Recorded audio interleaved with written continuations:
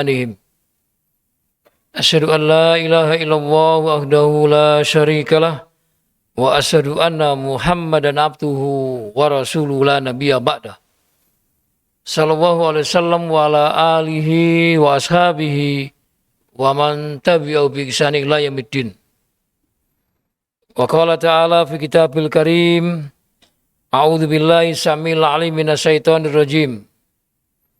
Wa man a'rada an dzikri fa innalahu ma'isyatan dongkah wa naksuruhu yaumal qiyamati a'ma. Shadaqallahul adzim.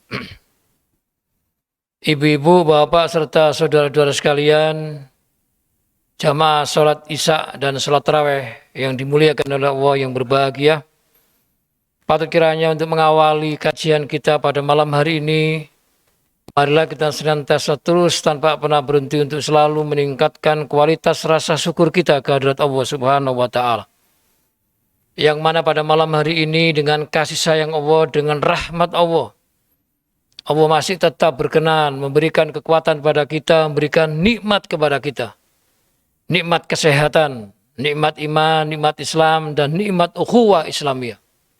Dan syukur alhamdulillah, pada tahun ini 1444 Hijriah ini, bertepatan dengan tahun 2023, kita dipertemukan kembali oleh Allah dalam bulan suci Ramadan. Tentu dengan harapan mudah-mudahan seluruh aktivitas ibadah amal kita di bulan Ramadan ini, mulai dari tanggal 1 hingga pada malam hari ini, semuanya diterima oleh Allah Subhanahu wa Ta'ala. Pak, insya Allah kajian kita pada malam hari ini saya ingin menyampaikan, yaitu tentang optimalisasi puasa di bulan Ramadan menuju perubahan. Atau singkatnya puasa dan perubahan. Atau puasa momentum perubahan. Apa yang dimaksud ini? Karena saat ini masih banyak saudara-saudara kita umat Islam berpuasanya hanya sekedar rutinitas setiap tahun. Tidak memiliki impactful di dalam kehidupan pasca Ramadan. Masih banyak saudara kita melaksanakan ibadah Ramadan itu hanya sekedar menggugurkan kewajiban secara fikih. Sehingga sabda Rasulullah SAW yang sering kita dengar, sering kita baca, kam min shaimin laisa lahu min siyami ilal ju' wal atas. Berapa banyak orang yang berpuasa akan tapi mereka tidak mendapatkan apa-apa kecuali lapar dan dahaga. Lantas bagaimana puasa dan perubahan itu? Sehingga ada perubahan dalam diri kita, perubahan dalam keluarga kita, masyarakat, bangsa dan negara ini. Dan momentum Ramadan ini sangat tepat. Di saat bangsa Indonesia saat ini dalam kondisi tidak baik-baik saja. Dalam kondisi mengalami krisis multidimensional, defisit moral, defisit akhlak, darurat narkoba, apalagi darurat korupsi, dan seterusnya. Ini kita rasakan saat ini. Fa insya Allah dengan hadirnya Ramadan ini menjadi solusi atas persoalan diri kita, persoalan rumah tangga kita, persoalan masyarakat, bangsa, dan negara ini. Dan kalau kita kaji lebih dalam, ternyata dalam potensi diri kita yang namanya insan ini memiliki apa yang disebut dengan qalbun marid, hati yang sakit. Ya. Di dalamnya banyak di antara karakteristik qalbun marid itu. Apakah itu bersikap suudon kepada seseorang, iri, dengki, hasad, hasut, sombong, ujub, egoisme, merasa menang sendiri, tidak ngalahan, ngamuan, ya, emosionalan, dan tidak mudah memaafkan kepada saudaranya, merasa benar sendiri dan sebagainya. Ini yang disebut dengan qalbun marid. Terus ditambah dengan penyakit yang ada di masyarakat, yang dalam bahasa sosiologi itu namanya patologi sosial, penyakit yang ada dalam masyarakat yang saat ini sungguh luar biasa kita rasakan dan kita lihat. Terutama tadi saya katakan, yaitu korupsi itu adalah penyakit masyarakat. Ya. Kemudian darurat narkoba tadi saya katakan, prostitusi, kemudian perjudian, perselingkuhan, dan seterusnya. Ini masih ada dalam tengah-tengah masyarakat. Nah, puasa hadir ini bagaimana kita Ramadan itu adalah membakar penyakit-penyakit yang ada dalam diri kita, qalbun marid, dan penyakit-penyakit patologi sosial yang ada di masyarakat. Sehingga kita nanti menuju dari qalbun marid menuju qalbun salim. Hati yang bersih, hati yang jernih, hati yang tidak ada titik nodanya, ya kan? Ini yang diinginkan.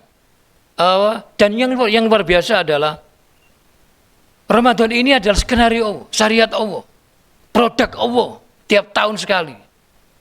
Ya kan? Bismillahirrahmanirrahim. Biasanya sebuah perusahaan kalau ingin meningkatkan kualitas SDM-nya, meningkatkan kualitas atau skill up SDM-nya, kapasitasnya, kompetensinya, itu mengadakan daurah training center paling maksimal 1 pekan, 1 minggu.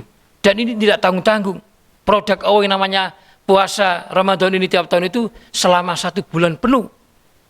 Dan tidak tanggung-tanggung. Yang menjadi super trainernya adalah Allah Azza wa Jalla. Alhamdulillah. Bismillahirrahmanirrahim. Allah yang mengetahui kebutuhan manusia ke depan. Allah yang mengetahui hakikat manusia itu sendiri, karena manusia diciptakan oleh Allah. Allah yang menciptakan kita, yang menghidupkan kita, yang memberikan rezeki kita, yang memberikan hidayah pada kita sehingga kita digerakkan hatinya, kemudian kita bisa ke masjid. Ini enggak orang sembarangan, ini orang luar biasa, orang pilihan Allah. Dan Allah tahu kebutuhan manusia itu. Dan training Ramadan ini atau daur Ramadan ini sesungguhnya adalah merubah dari hati yang tadi qalbun marid menjadi qalbun salim. Akhirnya melahirkan manusia-manusia yang jujur, manusia yang amanah, manusia yang taat, disiplin, bersyukur, qanaah, manusia-manusia yang produktif, yang memiliki semangat kerja, memiliki dedikasi, memiliki akhlakul karimah, bukan akhlakul sayyi'ah atau akhlakul madhmumah, akhlak yang tercela, yang buruk, tapi melahirkan sikap-sikap yaitu orang-orang yang memiliki kedisiplinan dan seterusnya. Ini yang disebut dengan qalbun salim. Dan yang luar biasa adalah di antara karakteristik qalbun salim itu ada yang disebut dengan sikap dan sifat muraqabatullah. Merasa kita diawasi oleh Allah, merasa kita dilihat oleh Allah, dipantau oleh Allah, bahwa kita ini tidak ada lepas dari pemantauan Allah, yaitu CCTV Allah. Ini yang nampaknya hilang di tengah-tengah umat, hilang di tengah-tengah kita, hilang di tengah-tengah keluarga kita.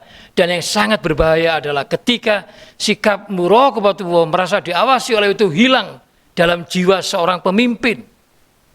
Kalau rakyat kecil nggak berdampak besar, tapi kalau pemimpin tidak memiliki sikap muraqabatullah, tidak khauf ilallah, tidak merasa diawasi Allah, maka mereka bekerjanya, aktivitas kesehariannya tidak menghadirkan Allah, maka kerjanya sakarepe dhewe. Bahkan melanggar konstitusi, melanggar kesepakatan yang disepakati bersama, apalagi melanggar ketentuan Allah. Ini yang terjadi.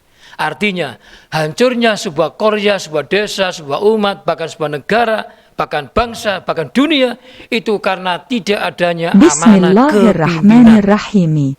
Dan puasa membuat bagaimana kita menjadi orang-orang yang memiliki kepribadian saksiyah Islamiyah. Salah satu diantaranya adalah memiliki sikap amanah kepimpinan. Dan ini juga dijelaskan oleh firman Allah dalam surat Al-Isra ayat 16. Allah berfirman, wa idza aradna an nuhlika qaryatan amarna mutrafiha fafasaku fiha fahaqqu 'alaihal qaulu fadammarna tadmiro. Yang artinya apabila Allah hendak menghancurkan sebuah qarya, artinya sebuah wilayah dalam lingkup kecil atau desa, tapi ayat ini bisa diterjemahkan secara kontekstualnya adalah sebuah bangsa, sebuah umat, sebuah negara, bahkan dunia akan mudah dihancurkan oleh Allah. Cukup dengan kun fayakun, selesai, kholas, hancur bangsa itu, binasa bangsa itu, terhina bangsa itu. Tetapi Allah sayang, sebelum dihancurkan negeri itu, karena tidak berlaku amanah kepemimpinan itu, dipanggil yang namanya mutrafiha. Mau mutrafiha, apa itu yang dimaksudkan mutrafiha itu? Yaitu orang-orang elit, pejabat, rezim, orang-orang yang diberi otoritas kekuasaan untuk mengelola negara ini. Ya, agar mereka menjalankan amanah kepimpinannya, menyenangkan rakyatnya, mencerdaskan umatnya, mencerdaskan rakyatnya, mensejahterakan rakyatnya. Tapi mereka tidak mensejahterakan rakyatnya, tidak menyenangkan rakyatnya, bahkan berkhianat, bahkan berdusta. Ya, lantas apa kata Allah dalam ayat berikutnya? Maka sudah sepantasnya lah berlaku atas ketetapan kami, artinya ketetapan Allah, keputusan kami, kehendak kami, irda kami, dan kekuasaan Allah. Maka negeri itu, kata Allah, kami hancurkan sehancur-hancurnya. Subhanallah min dzalik. Apakah negara yang kita cintai ini, NKRI yang katanya harga mati ini, menuju ke sana? Wa alam bisawab. Tergantung umat Islam. Karena kalau kita bicara NKRI, kita bicara Indonesia, maka kita tidak bisa dilepaskan dengan umat Islam. Karena umat Islam adalah mayoritas yang terbesar penduduk di dunia. Seharusnya baik tidaknya negara ini tergantung umat Islam. Ya. Tapi karena umat Islam tidak masuk di kekuasaan yang strategis, maka yang jadi pemimpinnya adalah bukan orang yang amanah, kepemimpinannya tidak berjalan, maka inilah yang terjadi. Maka Indonesia saya katakan dalam kondisi tidak baik-baik saja, dalam kondisi tidak berdaulat, masih politik transaksional, politik oligarkinya masih kuat. Bahwa saat ini Indonesia hampir nyaris kehancurannya sesungguhnya. Ya.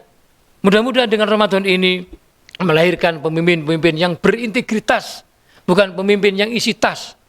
Pemimpin-pemimpin yang memiliki saksiyah Islamiyah, pemimpin yang beriman dan bertakwa sebagaimana tujuan puasa itu sendiri, yaitu la'allakum tattaqun, yaitu orang yang beriman dan bertakwa. Fa insya itu adalah solusi atas persoalan keumatan dan kebangsaan. Sehingga semangat kita adalah walau anna alal qura amanu wattaqau la fatahna alaihim barakatim minas sama'i wal ard walakin kadzabu fa'aqadnahum bima kanu yaksibun. Yang artinya kalau sekiranya negeri bangsa Indonesia ini, lebih khususan bangsa Indonesia ini, kalau sekiranya penduduk sebuah negara ini, sebuah negeri ini adalah orang-orang yang beriman, bertakwa secara kafah, secara totalitas, secara utuh, dan menjalankan syariat Allah yang landasnya Al-Quran Sunnah, maka Allah akan memberikan keberkahan langit dan bumi. Tetapi mereka mendustakan ayat-ayat kami, mereka berkhianat, tidak menjalankan apa yang ada dalam Al-Quran dan As-Sunnah, maka kami siksa. Siapa itu yang tidak mentaati Allah itu? Nah, sekali lagi mudah-mudahan dengan puasa ini ada perubahan dalam diri kita, ada perubahan dalam keluarga kita, masyarakat, bangsa, dan negara, sehingga tidak ada dusta di antara kita. Dan itu ada dalam tarbiyah Ramadan. Demikian yang bisa saya sampaikan, kurang lebih mohon maaf. Wabillahi taufik wal hidayah. Wassalamualaikum warahmatullahi wabarakatuh.